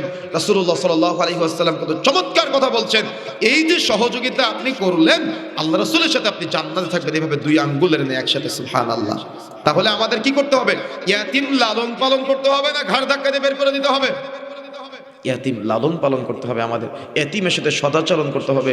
ইয়াতিমের সাথে নোংরা ব্যবহার করা যাবে না। সুতরাং 2 নম্বর অপরাধী যারা ইয়াতিমের সাথে খারাপ ব্যবহার করে, যারা ইয়াতিমের ঘাড় ধাক্কা দেয়, তারা হলো অপরাধী। সুতরাং ইয়াতিমের সাথে সৎ ব্যবহার, সদাচরণ, তাদেরকে দেখভাল করতে হবে, তাদের চাহিদা পূরণ করার চেষ্টা করতে হবে। আমরা যখন মাদ্রাসায় পড়তাম, আমি সাতক্ষীরাতে একটা মাদ্রাসায় পড়েছি, রাজশাহীতে মাদ্রাসায় পড়েছি। তো আমাদের মাদ্রাসাগুলোতে যখন আমাদের আব্বু আম্মুরা দেখতে আসতো আমাদের, তখন আমাদের জন্য ভালো তরকারি রান্না করে নিয়ে আসতো, আমাদের জন্য ভালো খাবার রান্না করে নিয়ে আসতো। বা পোশাক ময়লা হয়ে গেলে ওই পোশাকটা বাড়ি থেকে আবার পরিষ্কার করে নিয়ে আসতো, বা দোকান থেকে ভালো কোনো খাবার কিনে দিয়ে যেত। আচ্ছা বলেন তো, যদি কোনো ইয়াতিম বাচ্চা দিনের পর দিন, মাসের পর মাস রাস্তার দিকে তাকিয়ে থাকে, তার জন্য ভালো খাবার রান্না করে কেউ নিয়ে আসবে? তার জন্য ভালো তরকারি রান্না করে কেউ নিয়ে আসবে? নিয়ে আসবে না। এটাই হলো দুনিয়ার বাস্তবতা। সুতরাং ওই ইয়াতিমকে যদি আপনি আদর, সোহাগ, মায়া, মমতা, ভালোবাসা দিয়ে দয়া দেখাতে পারেন, তো আল্লাহ এই দয়ায় সন্তুষ্ট হয়ে রাসূলের সাথে আপনার জান্নাতে দিবে। সুবহানাল্লাহ। রাসূলুল্লাহ সাল্লাল্লাহু আলাইহি ওয়াসাল্লাম কি ছিলেন? ইয়াতিম ছিলেন। এই জন্য রাসূলের সাথে যদি আমরা জান্নাতে থাকার সৌভাগ্য অর্জন করতে চাই, তাহলে আমাদের কি করতে হবে? এজ এ মানুষ হিসেবে আমাদের ইয়াতিম লালন পালন করার চেষ্টা করতে হবে। 3 নম্বরে আল্লাহ রাব্বুল আলামিন বলছেন, ওয়ালা ইয়াহুদ্দু আলা তুআমিল মিসকিন। অপরাধী হলো তারাই যারা মিসকিনকে খাদ্যদানে অনুৎসাহ প্রদান করে। আপনার বাড়িতে ফকির আসলে আপনার স্ত্রী তাকে তাড়ায় দেয়, খাবার দিতে চাই না। আপনি আজকে থেকে অনুরোধ করে দিবেন, বা নির্দেশ থাকবে আপনার, যে আপনার বাড়িতে যদি কোনো ফকির আসে, তাহলে এই ফকিরটা যাতে করে আপনার বাড়িতে অনাহারে ফিরে না যায়। কি বলেন তো? অনাহারে ফিরে না যায়। এই অনাহারে যাতে করে ফিরে না যায়, এই চেষ্টা আপনাকে করতে হবে। রাসূলুল্লাহ সাল্লাল্লাহু আলাইহি ওয়াসাল্লাম একজন সাহাবী ছিলেন, আবু তালহা রাদিয়াল্লাহু তাআলা আনহু। আবু তালহা রাদিয়াল্লাহু তাআলা আনহু রাসূলের বৈঠকে বসে আছেন। এক বেদুইন এসে বলতেছে, আল্লাহ রাসূল, আমি অনেক ক্ষুধার্ত, আল্লাহ রাসূল আমার কি একটু খাবারের ব্যবস্থা করা যায়? রাসূলুল্লাহ সাল্লাল্লাহু আলাইহি ওয়াসাল্লাম নিজের বাড়িতে খবর পাঠালেন, রাসূলের বাড়িতে শুধু পানীয় ছাড়া আর কিছুই নেই। তখন সাহাবীদের মধ্যে বলেন, সাহাবায়ে কেরাম, তোমরা কি কেউ মেহমানের দায়িত্ব গ্রহণ করতে পারবা? তো চট করে আবু তালহা রাদিয়াল্লাহু তাআলা আনহু বলছেন, আল্লাহ রাসূল, আমি মেহমানের দায়িত্ব গ্রহণ করলাম। তো মেহমানকে সাথে নিয়ে রাত্রে আবু তালহা রাদিয়াল্লাহু তাআলা আনহু বাড়িতে চলে গেলেন। গিয়ে স্ত্রীকে বলতেছে যে, আমি রাসূলের মেহমানকে নিয়ে এসেছি, তুমি একটু খাবারের ব্যবস্থা করো। শুনেছেন হাদিসটা আগে? তুমি রাসূলের মেহমানকে নিয়ে এসেছি, তুমি খাবারের ব্যবস্থা করো।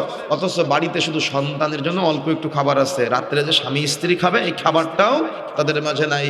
তো রাসূলুল্লাহ সাল্লাল্লাহু আলাইহি ওয়াসাল্লামের মেহমানকে বাড়িতে নিয়ে গেলেন।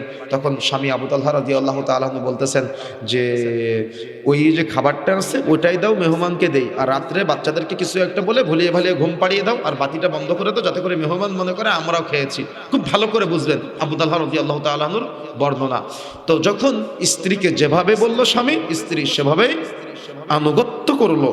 এভাবে রাত্রি যাপন করলো, মেহমানকে খাওয়ালো, তারা না খেয়ে রাত্রি যাপন করলো, এমনকি সন্তানদেরকেও না খাওয়ায় রাত্রি যাপন করালো।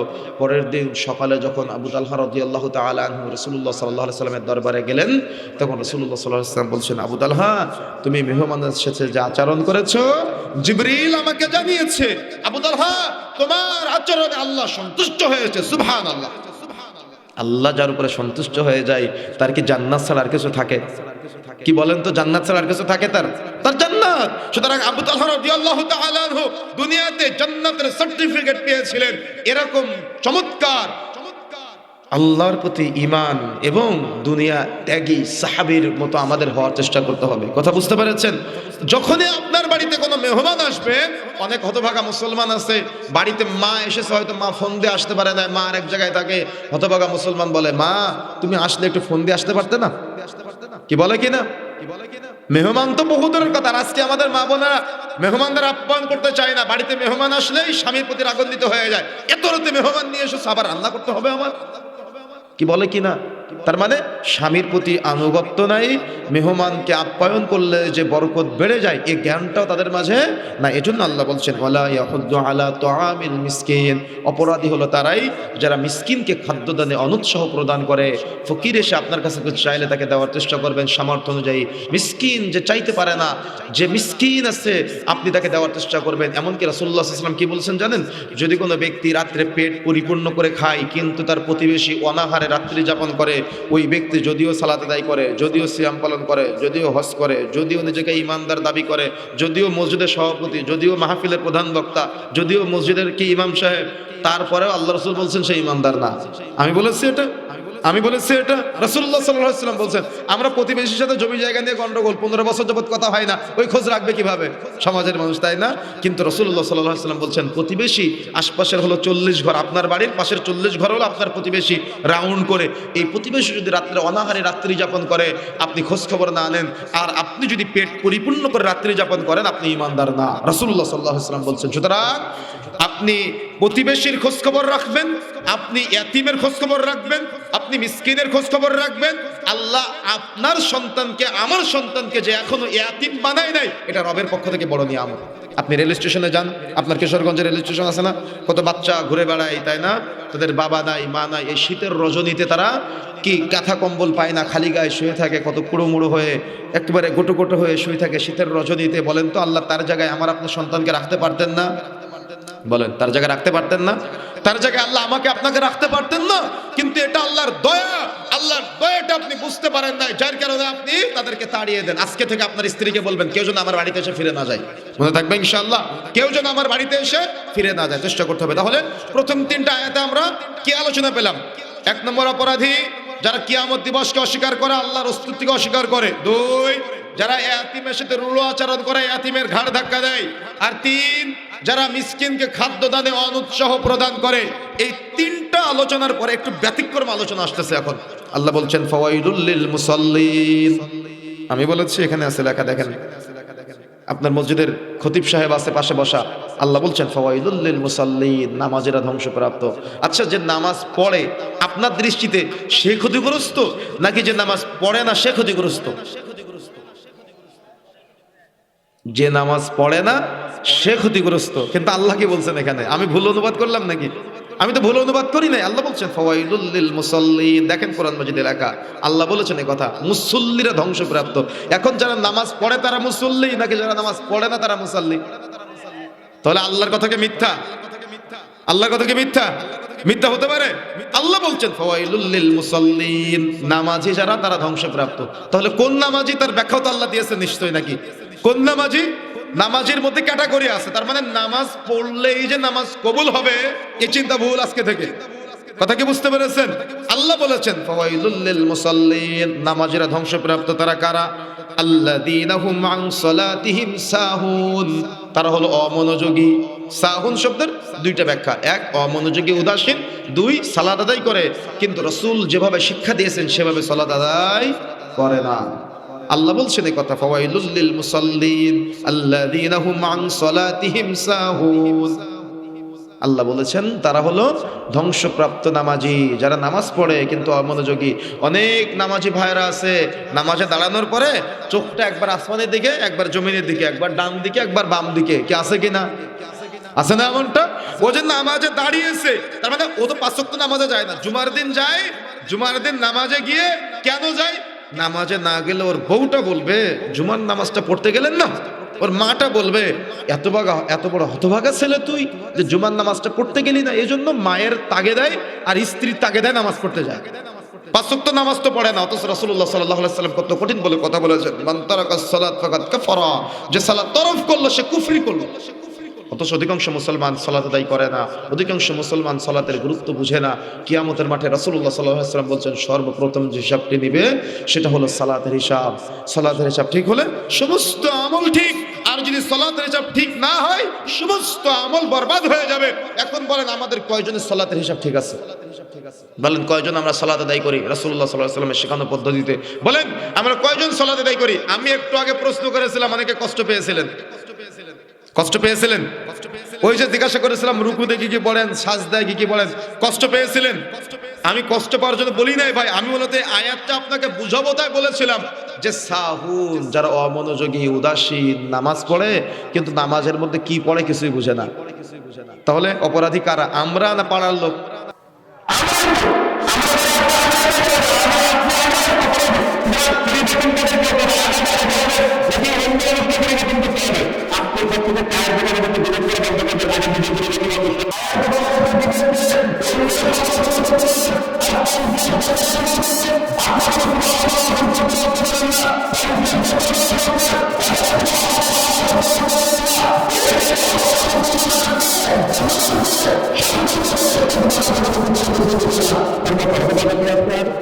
আর শিখবে কিভাবে?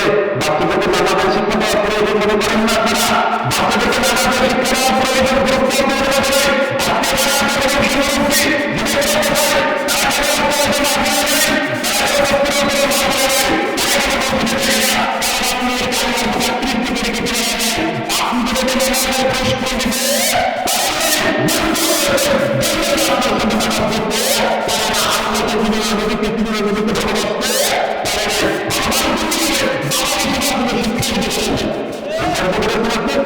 একজন বাচ্চা মসজিদে এসে নামাজ পড়ে আমাদের সমাজের কিছু মানুষ তাদের মসজিদ থেকে বের করে দেয়, কোরআন শরীফ কিছু বলতে পারে না, তাই কোরআন শরীফ জন্য চাকরি করবে না।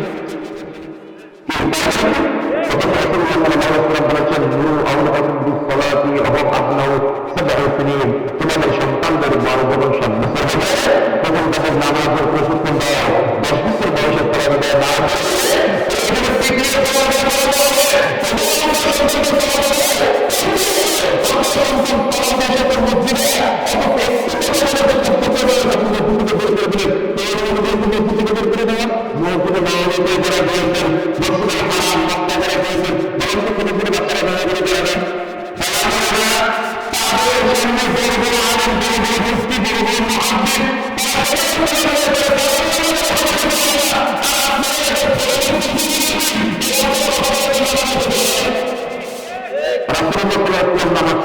রাসূলের পেটে মাথা পানিতে সারানিতে ঠিক কথা বলতে বড় বড় কথা ঘরে রাসূলের মাথা দিয়ে আমরা আর আমরা যখন মুসলিমরা রাসূলের প্রতি পরম করে লাভ নাই।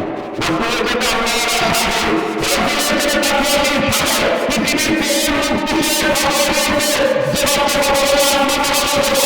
পৃথিবীর কোন মুহাদ্দিস ফতোয়া দিয়েছে যে বাচ্চা কথা বলে আপনার নামাজের ক্ষতি হয়? পৃথিবীর কোন শায়েখ ফতোয়া দিয়েছে যে বাচ্চা কথা বললে আপনার নামাজের হবে না? পৃথিবীর কোন আলেম ফতোয়া দিয়েছে যে বাচ্চা কথা বললে আপনার নামাজ হবে না? কোন মুফতি সাহেবের ফতোয়ার ভিত্তিতে বাচ্চাকে মসজিদ থেকে বের করলেন? অথচ ওলামায়ে কেরাম বলেছেন যে মসজিদের পিছনের কাতারে যদি বাচ্চাদের কিসির মিছিরের শব্দ শোনা না যায় মনে করবে পরবর্তী প্রজন্মের মসজিদ মুসাল্লি শূন্য হয়ে গেছে। যার বাস্তবতা আপনি দেখেন, ফজরের সময় বাবার ছেলে, বাবা যায় ছেলে যায় না, ইমাম আর মুয়াজ্জিন দুইজন মুসাল্লি, মসজিদে মুসাল্লি খুঁজে পাওয়া যায় না। কেন এমনটা হচ্ছে? আপনি নির্বোধ বাবা, আপনি কষ্ট পেলে কিচ্ছু করার নাই, কোনোদিন দাওয়াত দেন না আপনার এলাকায়, আসারও দরকার নাই। আজকের বক্তব্যে পরিবর্তন হতে হবে। কেন আপনি আপনার সন্তানকে নামাজের শিক্ষা দিতে পারেন নাই? কেন আপনি আপনার সন্তানকে ফজরের সময় মসজিদে নিয়ে যেতে পারেন না? কেন আপনি আপনার সন্তানকে জুমার দিন আজানের আগে মসজিদে পাঠাতে পারেন নাই? এই ব্যর্থতার দায়ভার আপনাকে নিতে হবে। কোন মুফতির ফতোয়ায় অনেকে আছে সুফিগিরি দেখায়, কি করে? বাচ্চা কথা বললে বাচ্চাকে তো বকাবকি করে, বাচ্চার অভিভাবকের সাথে খারাপ ব্যবহার করে। আপনাকে বাচ্চাকে মসজিদ থেকে বের করার অনুমতি কে দিয়েছে? আপনাকে বাচ্চার অভিভাবকের সাথে খারাপ ব্যবহার অনুমতি কে দিয়েছে? আরে আপনার ছেলে তো চুলের মধ্যে সামনে এক কালার, পিছনে এক কালার, ডানে এক কালার, বামে এক কালার দিয়ে বখাটাদের মতো ঘুরে বেড়ায়। আপনার ছেলের চুল দেখলে ইহুদি খ্রিস্টানের ছেলে মনে হয়, আপনার ছেলের জামা কাপড় দেখলে তাকে অমুসলিমের ছেলে মনে হয়। আর আপনি আর একজনের ছেলে মসজিদে আসলে তাকে মসজিদ থেকে বের করে দিন কোন লজ্জায়? আরে আপনার ছেলে তো সিগারেট খেয়ে আলেম ওলামার মুখের দিকে ধোঁয়া ছেড়ে দেয়, আর একজনের ছেলে মসজিদে এসেছে, মসজিদ থেকে বের করলেন কেন? আপনি কে অনুমতি দিয়েছে আপনাকে মসজিদ থেকে বের করার? কার অনুমতি দিয়ে বাচ্চাকে মসজিদ থেকে বের করলেন? এটা আল্লাহর ঘর, এটা কারোর পৈতৃক সম্পত্তি না যেখান থেকে আপনি বাচ্চাকে মসজিদ থেকে বের করে দিবেন। বরং বাচ্চারা যদি কথা বলে মনোযোগ নষ্ট হয়, এটাই স্বাভাবিক। এই জন্য যাতে কথা বলতে না পারে বড়দের মাঝে মাঝে বাচ্চাদের ঢুকিয়ে দিবেন।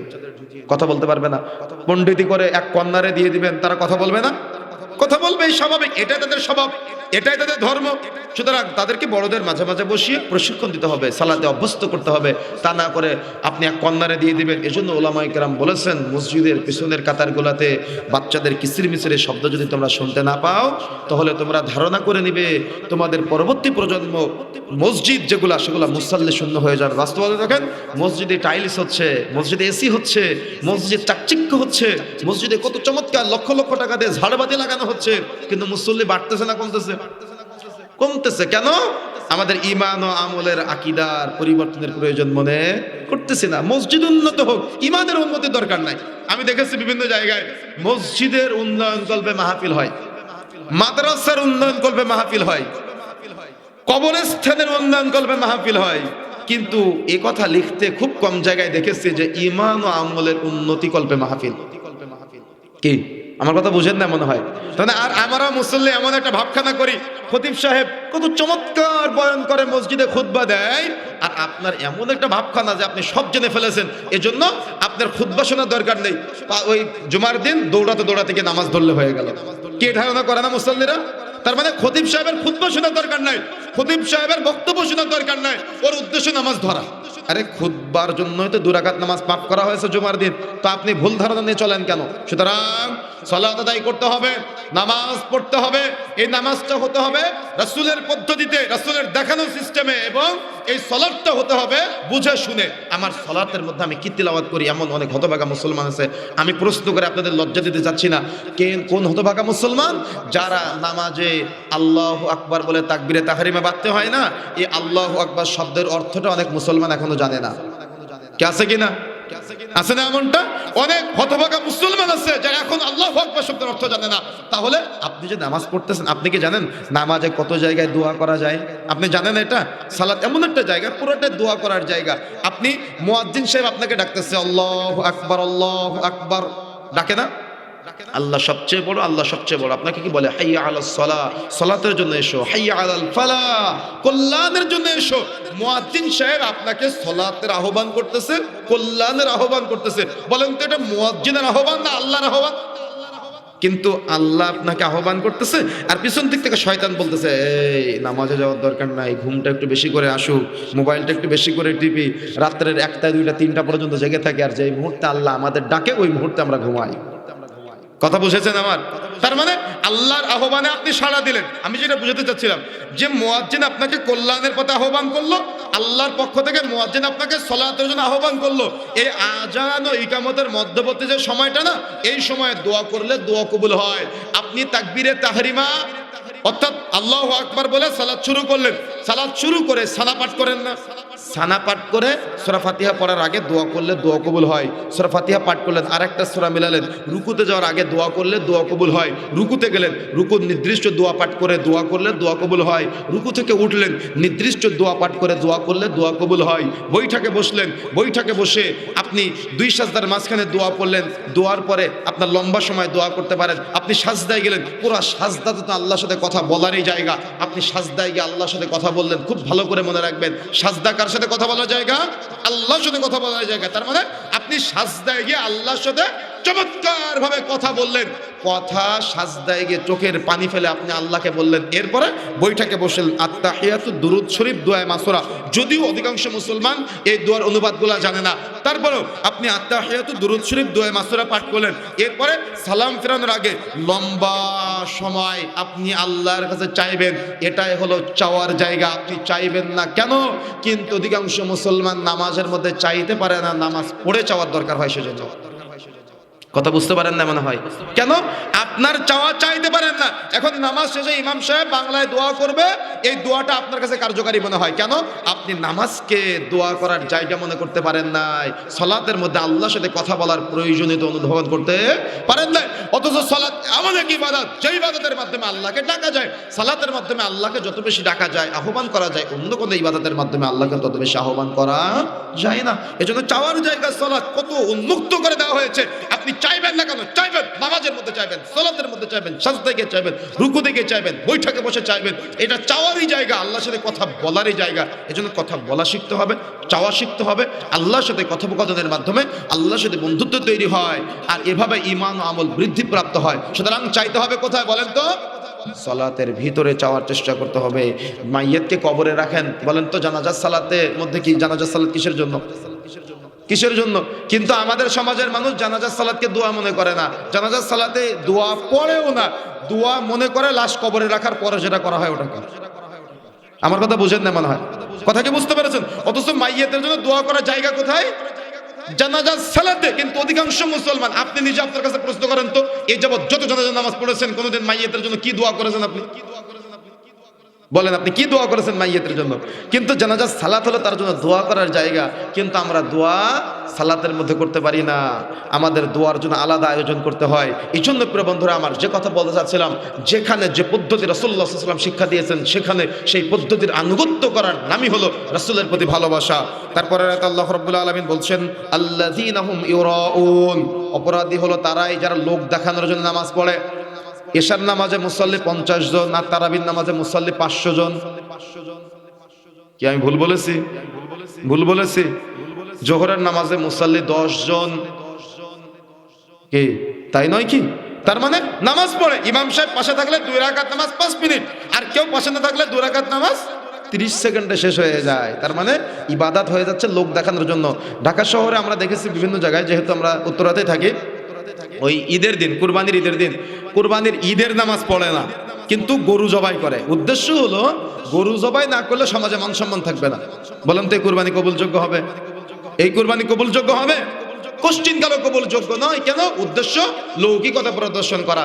নামাজ পড়তেছে উদ্দেশ্য লোক দেখানো, দান করতেছে লোক আমাকে দানবীর বলবে, ও হজ করতেছে লোক আমাকে আলহাজ বলবে। একবার কেউ হজ করলে তার নামের গ্রামে তার নাম হয়ে যায় কি? আলহাজ, হাজি বাড়ি। কথা কি বুঝতে পেরেছেন?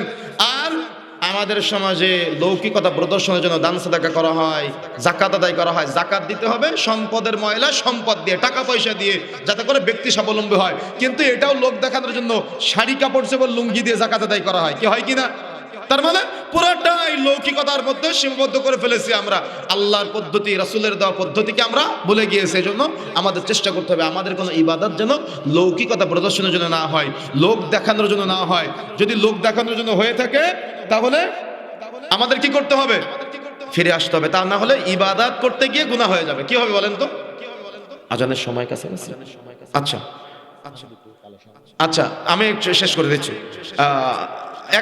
অল্প একটা আয়াত একবারে সংক্ষিপ্ত করতেছি, যেহেতু তাফসীরের আলোচনা। আমরা তাহলে যেটা জানতে পারলাম, যে তাহলে লৌকিকতা প্রদর্শনের জন্য ইবাদত করা যাবে না। শেষের আয়াতে আল্লাহ রাব্বুল আলামিন বলছেন, ওয়ায়ামনাউনাল মাউন, অপরাধী হলো তারাই যারা সংসারের খুঁটিনাটি জিনিস একে অপরকে দেওয়া থেকে বিরত থাকে। কি বলেন তো? সংসারের খুঁটিনাটি জিনিস একে অপরকে দেওয়া থেকে বিরত থাকে। যেমন আপনার কাছে কেউ পেঁয়াজ চাইলো, আপনি দিলেন না। আপনার স্ত্রীর কাছে প্রতিবেশী কেউ ঝাল চাইলো, সে দিল না। টাকার ভাঙতি চাইলো, দিল না। মই, বাসুই, কোদাল, কুড়াল, এগুলা প্রতিবেশীর প্রয়োজন হয় না? একজন আরেকজনের কাছে চাইলো, কিন্তু সে দিল না। লম্বা আলোচনা ছিল, আল্লাহ রাব্বুল আলামিন চাইলে অন্য কোনো সময় করার চেষ্টা করবো ইনশাআল্লাহ। তবে তাফসীরের আলোচনার একটা মজা আছে, প্রত্যেকটা আয়াতের আলাদা আলাদা সার নির্যাস আছে। এই সার নির্যাস আমি আশাবাদী আজকের পর থেকে আপনাদের খতিব সাহেব আলহামদুলিল্লাহ অত্যন্ত জ্ঞানী মানুষ, শাইখুল হাদিস, আপনারা তার কাছে তাফসীরের আলোচনায় বসবেন ইনশাআল্লাহ। মনে থাকবে ইনশাআল্লাহ, তার কাছে বসে তাফসিরের জ্ঞান, কোরআন থেকে কোরআনের তাফসির বা হাদিস দিয়ে কোরআনের ব্যাখ্যাগুলো নেওয়ার চেষ্টা করবেন। এই তাফসিরের আলোচনা যত বেশি বসবেন তত জ্ঞান বাড়বে ইনশাআল্লাহ, এবং আমরা আল্লাহর নৈকট্যশীল বান্দাদের অন্তর্ভুক্ত হতে পারবো, এবং রাসূলুল্লাহ সাল্লাল্লাহু আলাইহি সাল্লামকে চিনে জেনে আমরা সুন্নাত পদ্ধতিতে ইবাদত করতে পারবো, বেদাতি আমল পরিহার করে ফেলবো ইনশাআল্লাহ, এবং শিরকি পদ্ধতির সাথে সংশ্লিষ্ট আমরা কার্যক্রমগুলো পরিহার করবো, বর্জন করবো ইনশাআল্লাহ। আল্লাহ রাব্বুল আলামিন আমাদের সবাইকে তৌফিক দান করুন, বলেন আমিন। আমরা এখনই আজান হবে, আজানের পরে আমাদের সভাপতি সাহেব আপনাদেরকে কিছুক্ষণ নসিহা করে দোয়া পড়িয়ে দিবে ইনশাআল্লাহ। আচ্ছা, আমরা বৈঠক শেষে দোয়া করি, এবং বৈঠকের শেষে রাসূলুল্লাহ সাল্লাল্লাহু আলাইহি ওয়াসাল্লাম একটা পদ্ধতি ছিল দান করা। আপনারা যারা দায়িত্বশীল আছেন ভিতরে আপনাদের গামছা নিয়ে বা কোনো কিছু নিয়ে চলে যান, যাতে করে আমাদের ভাইয়েরা দান সাদাকা করতে পারে। এর মধ্যে আমরা আল্লাহর কাছে দোয়া করি, আল্লাহ আজকের আয়োজন যারা করেছে তুমি তাদের সবাইকে এই আয়োজনের জন্য তাদের জীবনের গুনাহ খাতাগুলো মাফ করে দাও, বলেন আমিন। আমরা আল্লাহর কাছে দোয়া করি, আল্লাহ আজকের এই আয়োজনের পিছনে যারা উঠে গিয়েছেন, আমরা বৈঠক শেষে একটা দোয়া পড়বো, এই দোয়াটা পড়লে সগীরা গুনাহ সব এখানে থেকে যাবে ইনশাআল্লাহ। এই তারা ফজিলত থেকে বঞ্চিত হয়ে গেছেন। আল্লাহর কাছে আমরা দোয়া করি যারা এই সমাজের মানুষ মৃত্যুবরণ করেছে তাদের সবাইকে আল্লাহ রাব্বুল আলামিন জান্নাত দান করুন, যারা অসুস্থ আছে তাদের সবাইকে শিফায়ে কামেলা আজিলা দান করুন, যারা এই সমাজের মানুষ ব্যবসায়ী আছে তাদের সবাইকে ব্যবসায় বারাকা দান করুন, এই সমাজের অভাবগ্রস্ত আছে তাদের সবাইকে অভাব থেকে মুক্ত হওয়ার তৌফিক দান করুন, এবং আল্লাহ রাব্বুল আলামিন এই সমাজের মানুষের মাঝে পবিত্র কোরআন এবং তাফসীরের যে আলোচনা করার আমাদের তৌফিক দান করেন, আমাদের সবাইকে আমলে বাস্তবায়ন করার তৌফিক দান করুন, বলেন আমিন, এবং আমাদের সবাইকে একসাথে জান্নাত পর্যন্ত থাকার তৌফিক দান করুন, বলেন আমিন। এই যারা আজকে এখানে উপস্থিত আছি এবং সামনে যারা উপস্থিত আছেন, এভাবে কোনো একদিন যেন আমরা জান্নাতে বসতে পারি, আল্লাহ আমাদের সবাইকে সেই তৌফিক দান করুন, আমিন। আজকের এই দিনের প্রোগ্রাম চমৎকার ব্যতিক্রমধর্মী প্রোগ্রাম, এই প্রোগ্রামগুলোর মাধ্যমে অত্যন্ত কল্যাণকর পরিবেশ তৈরি হচ্ছে, আল্লাহ রাব্বুল আলামিন এগুলো আমাদের কন্টিনিউ করার তৌফিক দান করুন, বলেন আমিন। আমার সংকলিত ছোট্ট একটি বই হৃদয়ের প্রশান্তি আপনারা গাড়িতে পাবেন, আপনারা সংগ্রহ করার চেষ্টা করবেন ইনশাআল্লাহ। আল্লাহ রাব্বুল আলামিন সংক্ষিপ্ত সময়ের কথায় বারাকা দান করুন, আমাদের সবাইকে কবুল করুন, আল্লাহুম্মা আমিন। এই আশায় দাবি এই দোয়া ব্যক্ত রেখে সংক্ষিপ্ত সময়ের আলোচনা আমরা এখানে সমাপ্ত করছি। সবাই আমার সাথে সাথে বলেন সুবহানাকা আল্লাহুম্মা ওয়া বিহামদিকা আশহাদু আল্লা ইলাহা ইল্লা আনতা আস্তাগফিরুকা ওয়া আতুবু ইলাইক। আসসালামু আলাইকুম ওয়া রাহমাতুল্লাহি ওয়া বারাকাতুহু।